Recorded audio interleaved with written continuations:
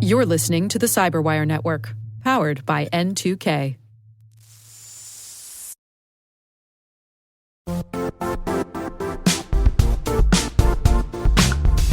The IT world used to be simpler. You only had to secure and manage environments that you controlled. Then came new technologies and new ways to work. Now, employees, apps, and networks are everywhere. This means poor visibility, security gaps, and added risk. That's why Cloudflare created the first-ever connectivity cloud. Visit cloudflare.com to protect your business everywhere you do business.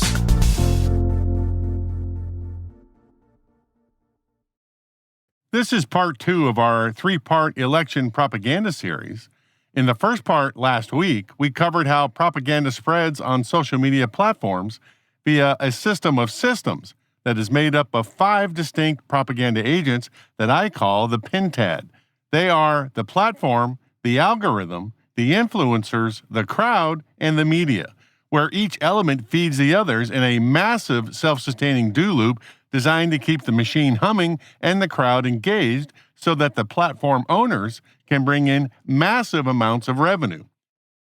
And just so you know the ballpark of what we're talking about here, in 2024, Facebook generated over $80 billion in revenue, Instagram almost $50 billion, and YouTube close to $32 billion. We put this series together because we have a theory that if average American citizens, not culture warriors looking for a fight, but just normal people trying to stay informed, trying to separate the signal from the noise in order to make a reasonable voting decision in November, if they understood the forces at play and the motivations behind each PINTAD element, they could inoculate themselves from the viral machine and resist hitting the rage button and unwittingly feeding the machine with all their likes and shares when whatever viral things happen in the course of the day. To accomplish that, we provided you a toolkit, a thought framework, if you will, that gave you things to think about regarding each PINTAD element, designed to keep you from getting sucked into the rage machine and free you from the hermetically sealed information bubbles, those bespoke realities that have their own set of facts, regardless of clear evidence that contradicts the accepted bespoke view. Our goal wasn't to stop you from engaging with the rage machine if that's what you want to do. If you're a culture warrior, by all means, feel free. But if you're just an average voter, our goal is to explain how the system worked and describe who benefits from the system so that you can make a reasonable decision yourself about future engagement. So, that was part 1, and if I do say so myself, I think it's really good. If you haven't listened to it yet, stop right now and go do that. For part 2, though, we want to show some real propaganda examples from the past 10 years or so to demonstrate the power that propaganda has in our individual lives, that this isn't just some distant threat. Election propaganda is here today.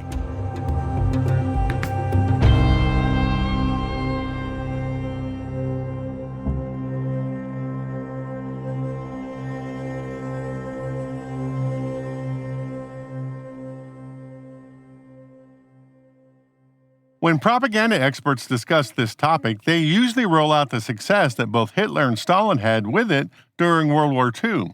But those examples are old and stale and have been talked about in depth elsewhere. We wanted to provide some recent examples, like how the then Brazilian president, Jair Bolsonaro, used propaganda to question the legitimacy of the Brazilian electoral system when he called previous elections rigged as he lost the 2022 election in a close runoff.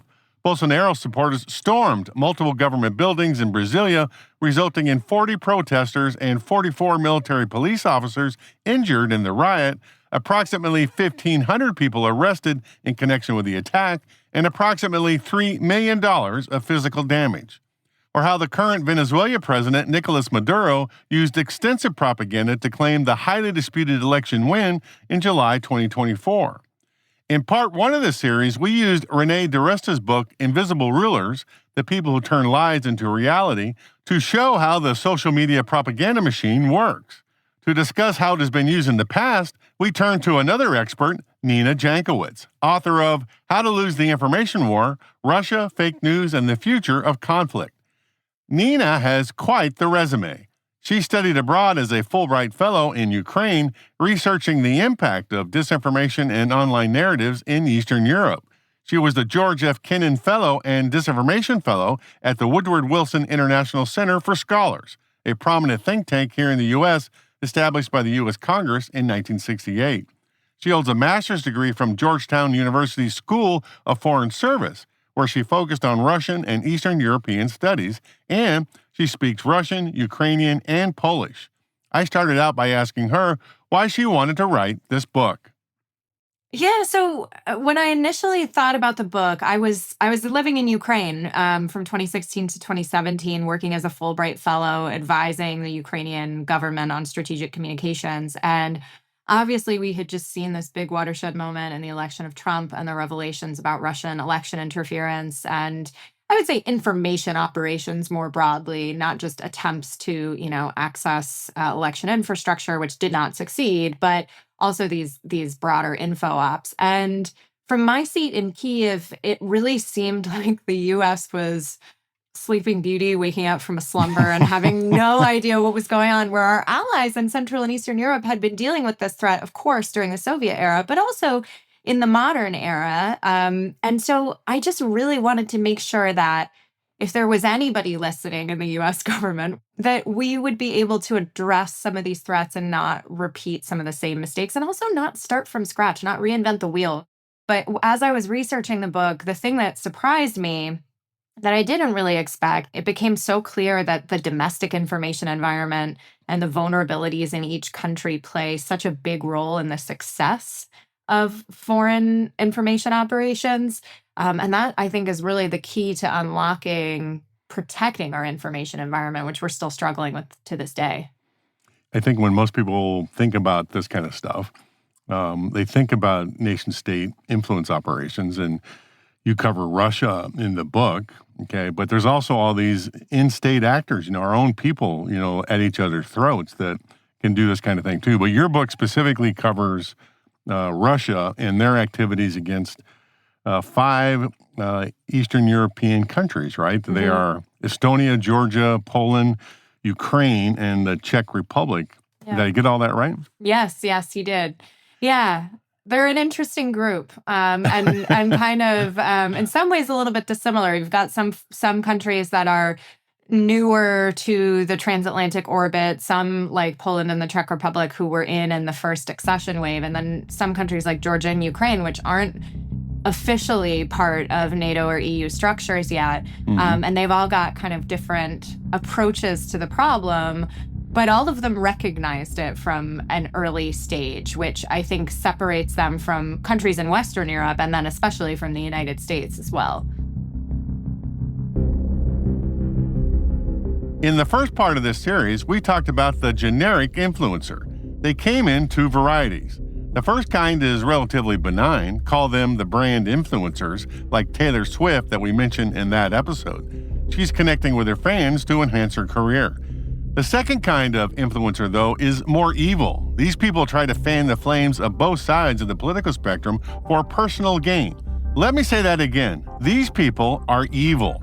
But a subset of these evil influencers consist of nation-state information operations operators. Influencers for sure, but propagandists with a capital P. They don't do it for individual personal gain. These groups do it to pursue national objectives, in the same vein that Joseph Goebbels did it for Hitler in World War II. Goebbels was Reich Minister of Propaganda and Public Enlightenment.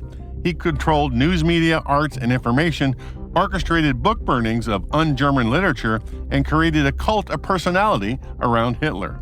But in 2016, Russia ran impactful propaganda campaigns designed to influence the vote in favor of the then candidate Trump over his opponent, Secretary of State Hillary Clinton.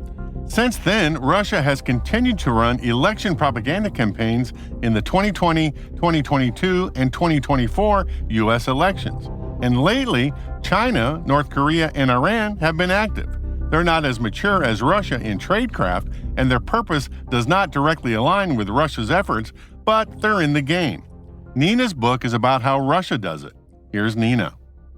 So Russia is not necessarily after some sort of political outcome. They might prefer one candidate over another in an election. And sometimes, with issues like aid to Ukraine, for example, they might try to spread disinformation in order to change the public's viewpoint about that. But in general, polarization and pitting Americans or, Estonians or Europeans in general against one another really benefits Russia, because Putin can say to Russians who are protesting, you think democracy is so great? Look at what's happening over there. It also distracts us. So when Russia is, on its latest adventure in Ukraine or Venezuela or the Central African Republic, we're going to be subsumed with problems at home. And then the third important thing that these kind of exploitation of societal fissures does for Russia is it gets Russia a seat at the global negotiating table. I mean, U.S.-Russian relations are pretty bad now, and yet President Biden had a summit with Putin. Trump met with him multiple times. Even before the full-scale invasion of Ukraine in 2022, Macron was floating, inviting Russia back to the G7. I mean, it was shocking for me to hear, given what I know about Russia. But it was, despite all of this, it made Russia into that global player that it hadn't been since the fall of the Soviet Union. So there's a little because we were distracted, worried about domestic things, not really paying attention to what Russia was doing abroad. Is that? Well, yeah, and because in order to make them stop or encourage them to stop these operations, you had to meet with them. And when you sit at the same table with Putin, even if that table's very long, as we saw during COVID, right? Like that elevates him. That says to Russians, oh, Putin is a world leader again now. And, we have this status that is to be coveted, and we're going to continue engaging in these operations so that asymmetrical control can keep happening.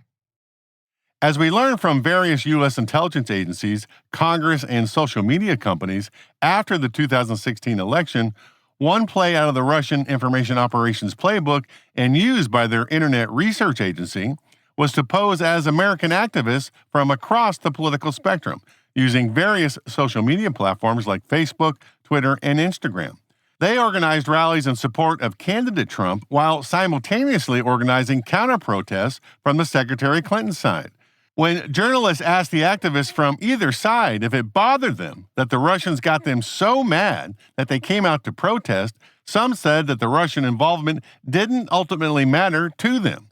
Their perspective was that regardless of who organized the events, the causes that they were advocating for were real and important. In their view, the authenticity of the issues, whether racial justice, immigration reform, or other social concerns, was not diminished by the origin of the rally's organization. Talk about a bespoke reality.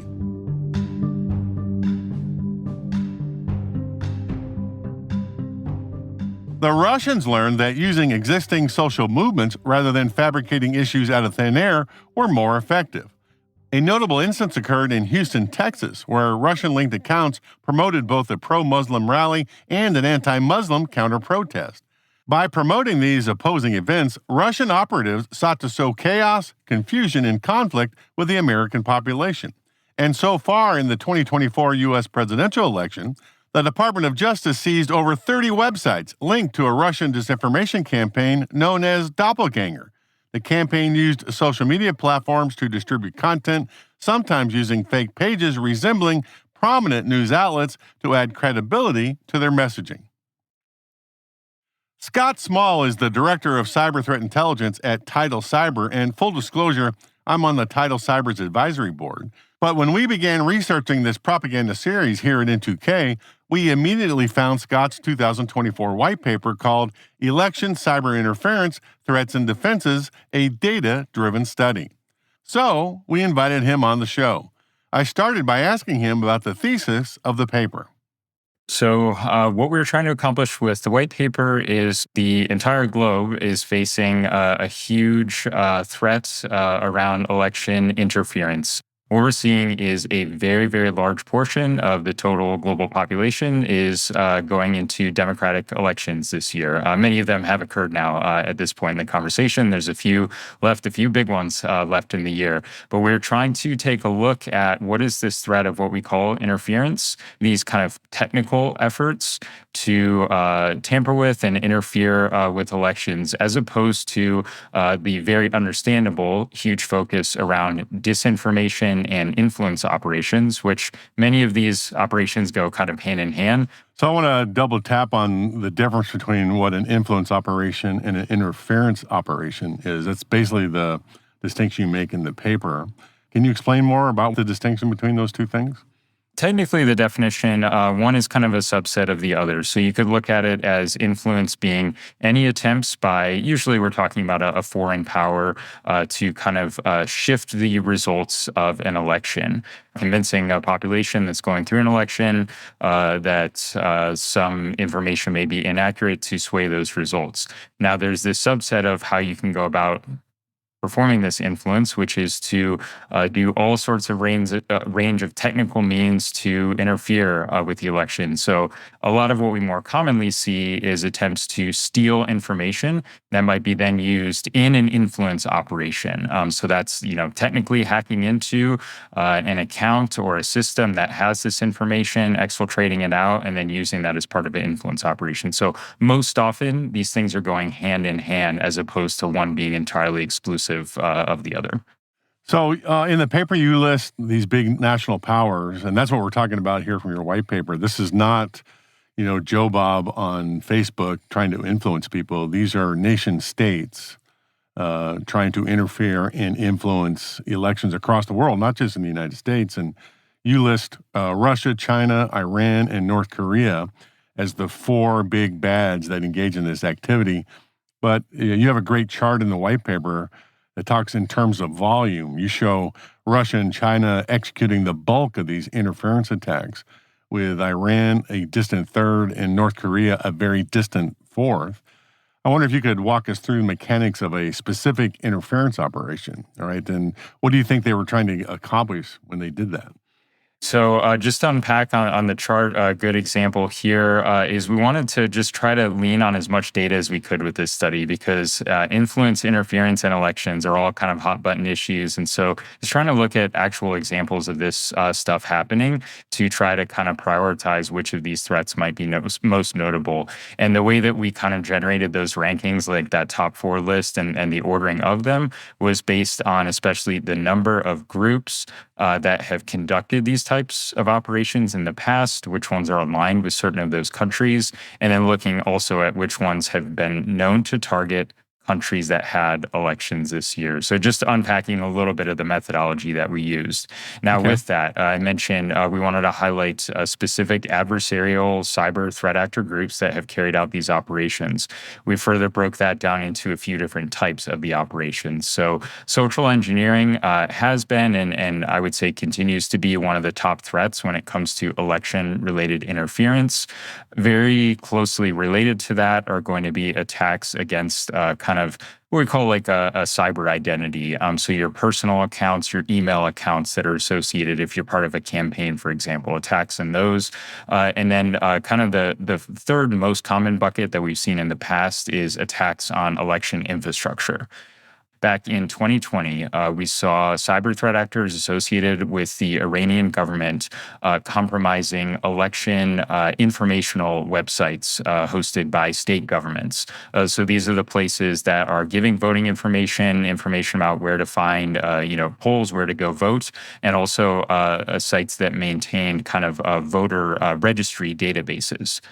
We saw these actors going out and actually using publicly available tools to scan for vulnerabilities in these websites, the web infrastructure, finding a lot of those vulnerabilities that were available to them, and then just going out, exploiting those, and being able to actually successfully exfiltrate voter registration information from those sites. This was reported by the U.S. CISA organization. We have a lot of good details about how this happened and what was done with it. The government strongly suspects that those emails containing that voter information were then used to target and send disinformation and propaganda emails to those individuals in a handful of states. This is a very clear example where we did have a lot of detail both about how it happened and the intent, but it was being used to attempt to influence those voters and try to scare them. Actually, in some cases, there was some very intimidating kind of language. If you don't vote this way, something bad might happen to you. So that's a clear example of how you can use an interference methodology to eventually get to some sort of influence operation. You have a really nifty chart in the white paper that kind of shows that progression. So hats off to your, digital artists. Nicely done, guys. Yeah, All right. Thanks.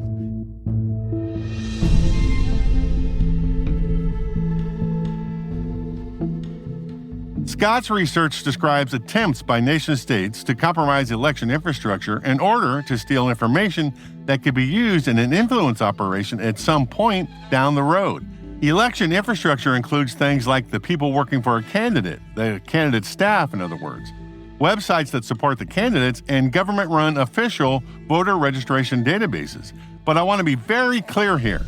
They uncovered no evidence, zero, that nation-states have compromised the voting apparatus in an effort to change votes in favor of one candidate or the other. Nor did they discover any activity where nation-states prevented people from voting or added ineligible people to the voting rolls. They discovered no voter fraud, zippy, nada. And this is in alignment with the over 60 lawsuits filed by former President Trump and his allies alleging voter fraud and other irregularities in various states. All of these cases were dismissed, withdrawn, or resolved against the plaintiffs due to a lack of evidence or legal standing. Courts at both the state and federal levels, including the conservative majority Supreme Court, consistently have found no substantial evidence of widespread voter fraud that could have affected the election outcome.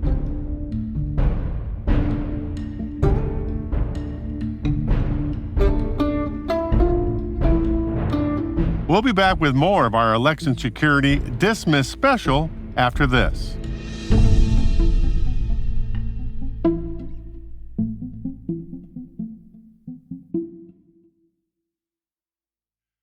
With all that said, Scott, the question that comes to mind is how do network defenders or InfoSec professionals defend against these interference operations? From your description, it sounds like this is just traditional intrusion kill chain prevention strategy. You look at the actors and their typical campaigns and make sure you have prevention and detection controls deployed in your network stack. That's one thing that didn't really surprise us because this is kind of a lot of the takeaways that we get. We do a lot of these kind of broad-based assessments at Tidal Cyber, try to take a step back, look at kind of the threat landscape as a whole. We're really big into drilling down into the specific techniques and TTPs used as part of any of these operations. But then the whole takeaway is, what do you do about that? How does that relate to defenses, both proactive mitigations and things like detections and response? All of those things can and do and probably increasingly change from underneath you. Digital transformation, more and more election-related infrastructure going into digital assets, potentially into like cloud-based environments. You need to be continually reassessing all of these controls and measures as time progresses because things inevitably can and do change. And you need to make sure things are as properly deployed as they were on day one, as it is in day 100 and day 200 and beyond. So one of the things I like about Tidal Cyber is one of the strong points is you're identifying the tactics, techniques, and procedures of various adversary campaigns so that we can devise prevention and detection controls for our own internal environments. And in your white paper, you were listing, it's over a dozen different adversary groups that are participating or engaging in this activity. Is that about right?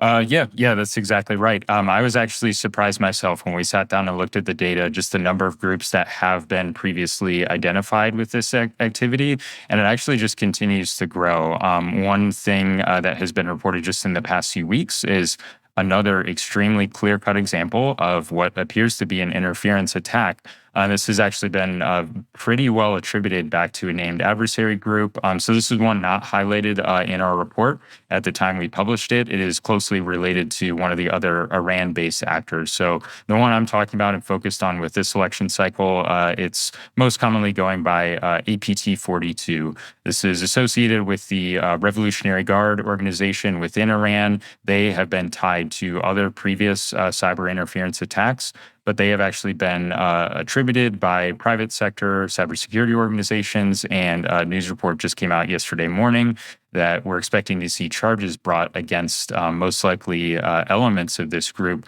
for actually what appears to be a successful compromise of the Trump presidential campaign and exfiltration of information there. I definitely want to highlight that they are believed to have targeted the Harris campaign as well.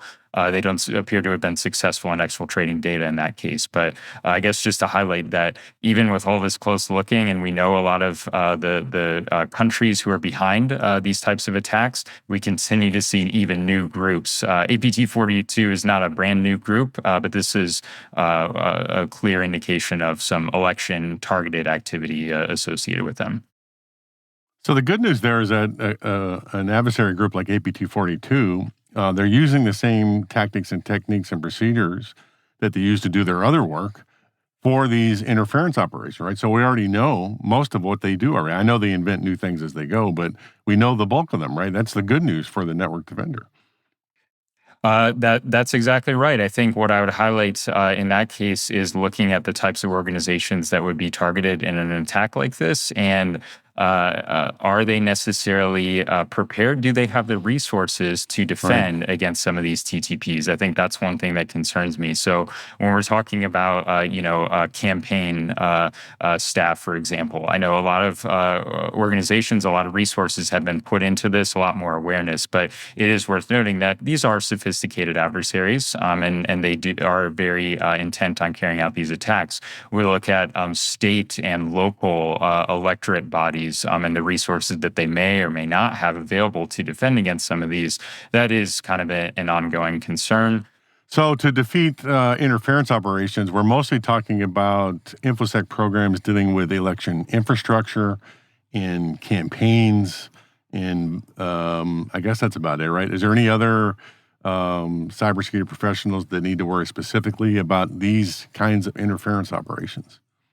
For sure. I would say definitely not to overhype it, because fortunately we haven't seen too many examples of this, but we do need to be aware about the supply chain itself, which, some of that is going to come down exactly to the staff that you just mentioned, doing some of the supply chain auditing, seeing both what software and maybe what hardware is coming in. So when we talk about voting machines, that's obviously a very critical piece of the supply chain that needs a lot of due diligence on it. But I think probably the greatest attack surface is kind of the information sources, local, state governments, national level as well, and then certainly kind of the campaigns too.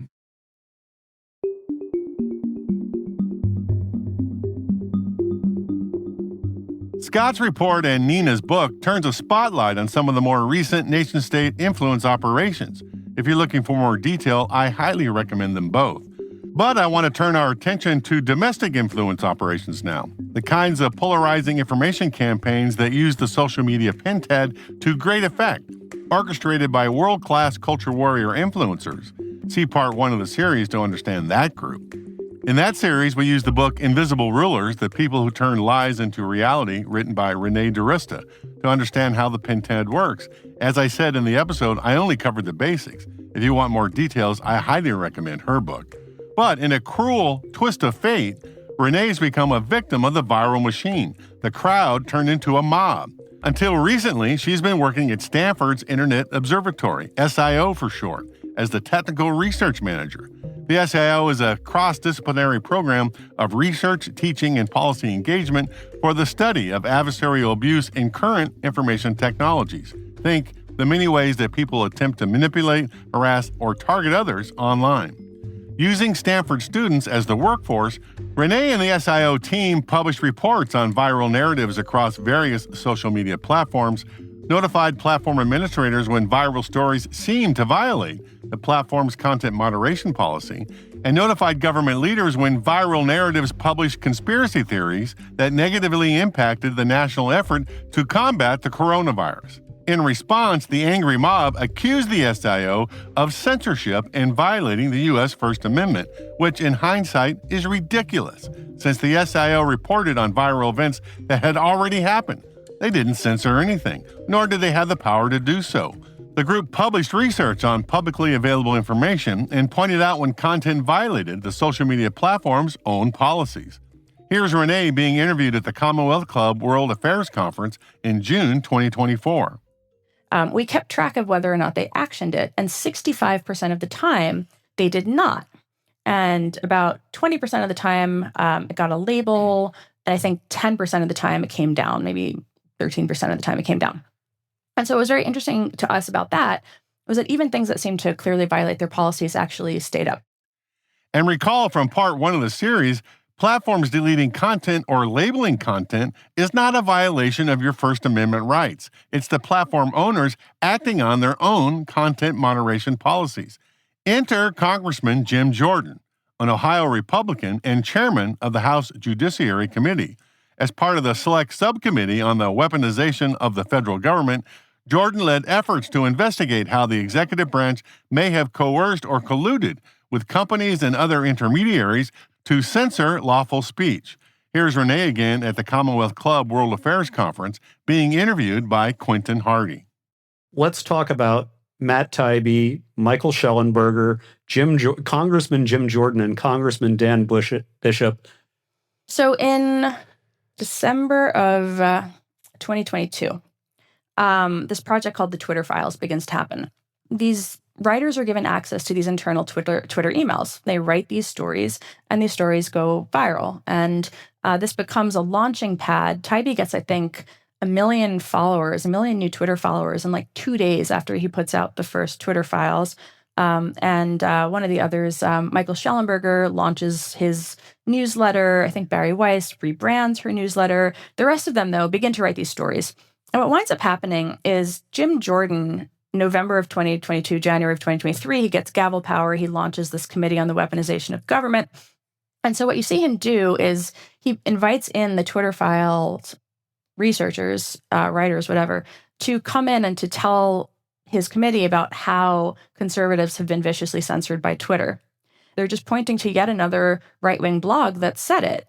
But it doesn't matter because now it's in the congressional record. And 2 days later, we get an email from Jim Jordan, a letter requesting all of our emails communicating with the executive branch of the United States.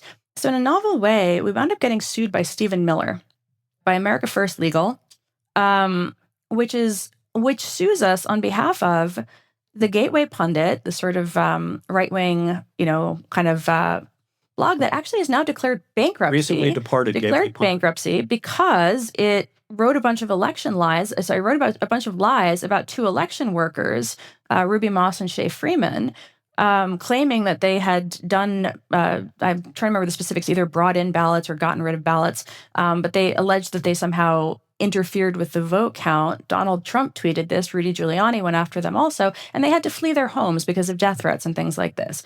So when we did our election research, Gateway Pundit was one of the kind of repeat spreaders who was very remarkably effective at making things that did not appear to be true go viral. And so he had appeared in some of our writing. There was also this anti-vaccine activist that we'd just never heard of. So all of a sudden we find out we're sued on Breitbart by somebody we've never heard of.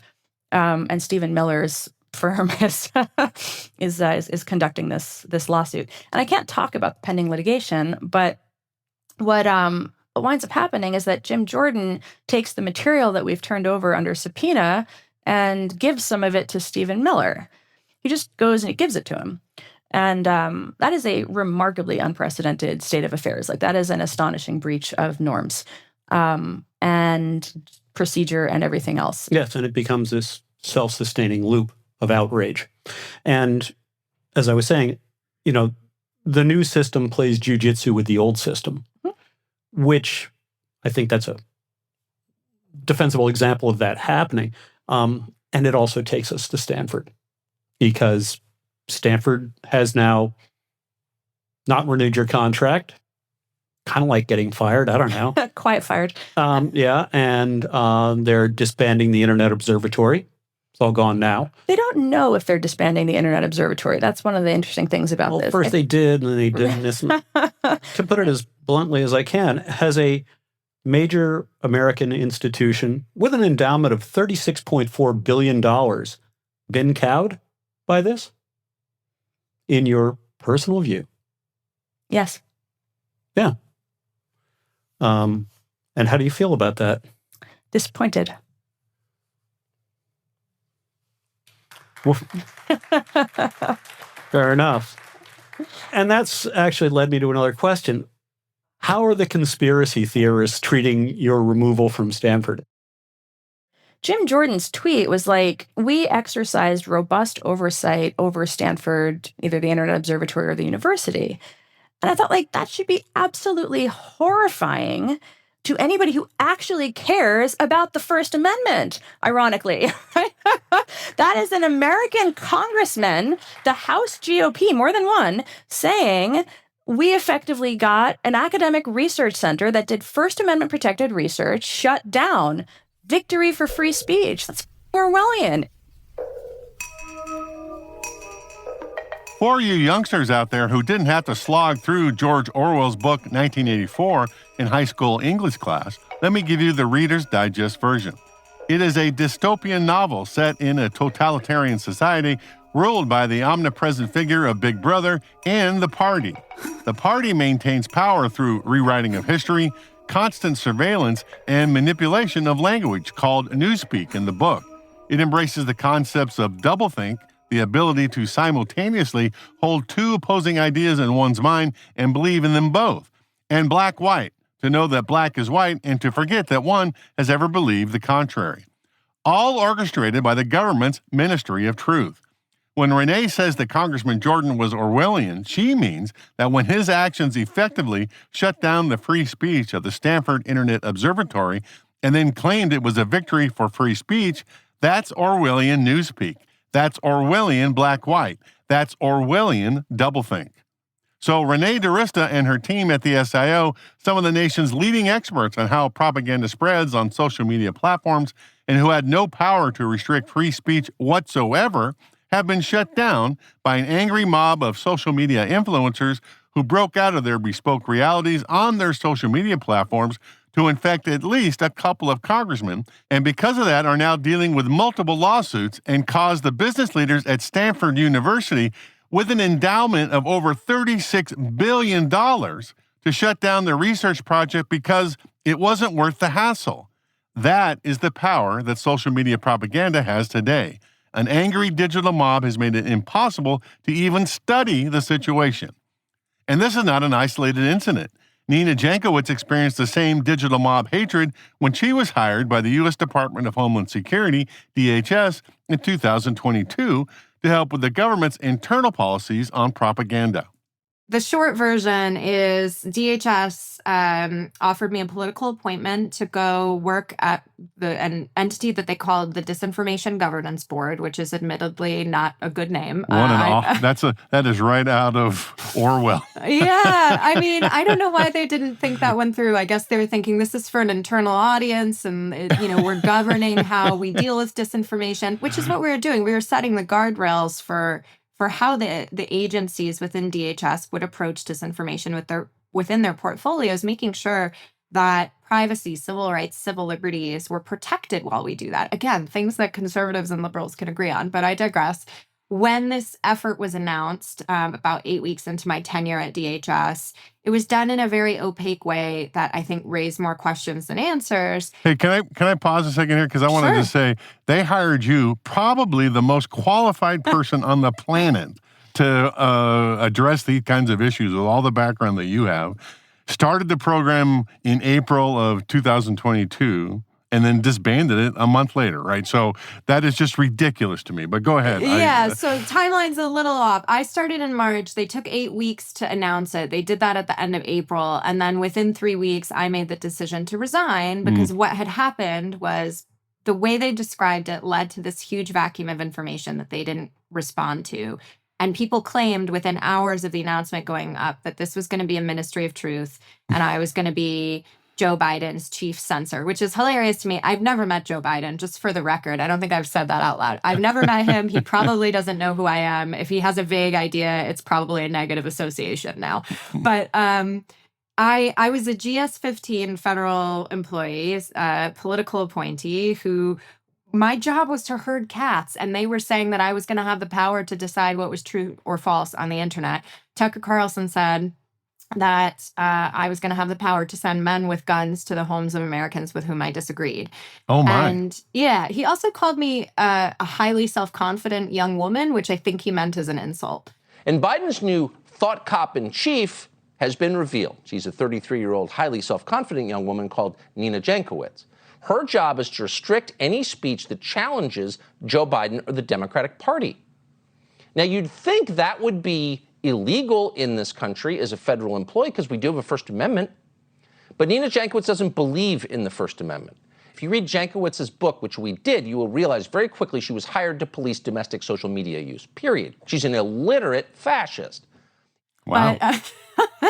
But as you can imagine, when you end up on Fox News every hour on the hour, you deal with a lot of nasty stuff, and particularly the implication that I was committing treason against the United States led people to threaten me and my family. We were doxxed. And I'm somebody who has pretty great IT and operational security. Like, I've written a book on how to stay safe online. So I was pretty well prepared for all of this, but the administration did very little to support me. And I was pregnant at the time, which made everything much scarier because I was about to bring my first child into the world. And it was really, really rough. And it still goes on to this day. I still receive horrible stuff fairly regularly. I had a cyber stalker that I had to get a protective order against. I had a frivolous civil suit filed against me that alleged I was committing a RICO violation in an attempt to censor someone, a man I'd never met or heard of until he inserted himself into my life, and that cost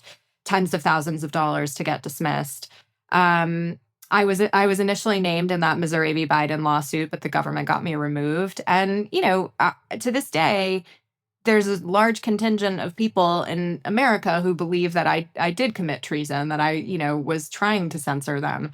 And I think the Disinformation Governance Board issue, which, as you said, they eventually decided to disband the entire thing long after I resigned. They did a review and claimed they believed there was no need for a Disinformation Governance Board, which is laughable, in my opinion. What they really said was there's no need to have an organization that's named Disinformation Governance Board. We need to name it something else. Yeah, well, I don't know. The sad thing is DHS really isn't engaging in that work in the same way anymore. So the Cybersecurity and Infrastructure Security Agency had been doing a lot related to disinformation under Chris Krebs's leadership. Now they're doing much, much less since the board fiasco. They also have rolled back a lot of the work that they were doing in the Science and Technology Directorate that funded research in this area. And the whole field has become embattled. And the board fiasco was the first salvo in a long campaign against disinformation researchers and practitioners, practitioners, I should say. We're not practicing disinformation, but folks at Stanford, the University of Washington, think tanks around the country who are just attempting to get good information out there in order to help people navigate today's information environment. Well, I want to be clear about what happened here too, right? Because it's the same playbook. They took something that was sort of true, that you belong to an organization interested in disinformation, and then broadcast propaganda to both sides, right, saying all kinds of horrible, not true things in order to pull the country apart, to give them something to get mad at, to hit the rage button, because I can't believe the government's doing all that kind of thing. So yeah, that organization got destroyed with the same tactics that we were talking about. 100%. Yeah. Right? Well, and the sad thing is, too, that there were a lot of members of Congress who were deliberately engaging in that sort of thing because they fundraised off of it. It allowed them to say to their constituents, look, we're doing something. We got Nina out of government, and the Disinformation Governance Board is gone. Jim Jordan, through his weaponization of the federal government subcommittee at the Judiciary Committee, I was the first person in the disinformation kind of sphere that he subpoenaed. and I got to sit with him for 5 hours. And the transcript of that deposition is now public because I fought to get it released. He was going to keep it under lock and key because he was embarrassed of the contents, which showed that under oath, I talked about how the intention of the board was never to censor. I would never have censored anyone. I didn't have the power, capacity, or intention to do that, and I wouldn't have taken the job if that were the case. I'm the granddaughter of somebody who was in a gulag in Russia. Like, Yeah. I feel pretty strongly about censorship.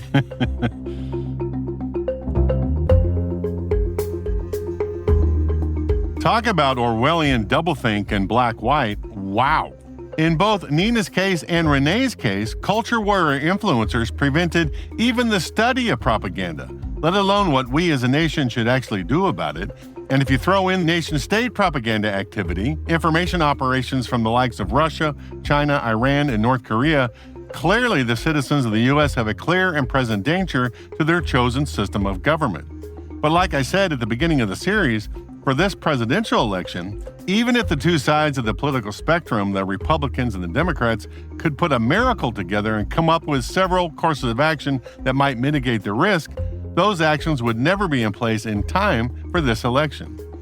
And citizens will get no help from the social media platforms either. There is no incentive to do anything that reduces propaganda efforts. As I demonstrated in the first part of the series, the platform owners bring in more revenue when the culture warriors from both sides are yelling at each other. So there will be no help from that quarter. In part 3 of the series that comes out next week, we'll talk about what could be done later after the election, assuming that the country survives the aftermath. But for this election, the only way to reduce the impact of election propaganda is for the users of social media, the citizens of the U.S., to not contribute to the rage machine, to not get so mad that they help to transform their crowd discussions into angry mob action. The first part of this series provides an entire toolkit individual citizens might consider to help mitigate the risk. Or, as Nina says, an acronym that I like from some media literacy educators at the University of Washington called SIFT. So the first letter is stop. The second thing, if you want to do further investigation, is to investigate the source. F is to find other coverage. And then if you really want to go deep, you can trace the claims to see where they came from. And all of that, I mean, unless it's a really complex story, you don't need open source investigative skills to do this. You can trace it in 5 minutes if you have that 5 minutes and you're not on the metro or scrolling in bed.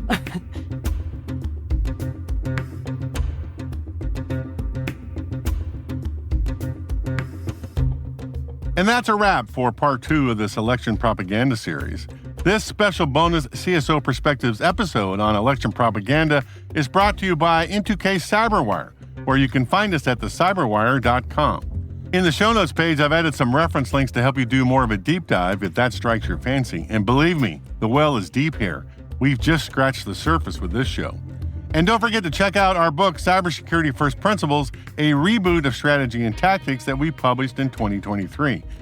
By the way, we'd love to know what you think of our show. Please share a rating and review in your podcast app. But if that's too hard, you can fill out the survey in the show notes or send an email to csop@n2k.com. We're privileged that N2K CyberWire is part of the daily routine of the most influential leaders and operators in the public and private sector, from the Fortune 500 to many of the world's preeminent intelligence and law enforcement agencies. N2K makes it easy for companies to optimize your biggest investment, your people. We make you smarter about your teams while making your teams smarter. Learn how at n2k.com. One last thing, here at N2K we have a fantastic team of talented people doing insanely great things to make me and the show sound good. I think it's only appropriate that you know who they are. I'm Liz Stokes. I'm N2K's CyberWire's associate producer. I'm Trey Hester, audio editor and sound engineer. I'm Elliot Peltzman, executive director of Sound and Vision. I'm Jennifer Iben, executive producer. I'm Brandon Karff, executive editor. I'm Simone Petrella, the president of N2K. I'm Peter Kilpie, the CEO and publisher at N2K. And I'm Rick Howard. Thanks for your support, everybody. And thanks for listening.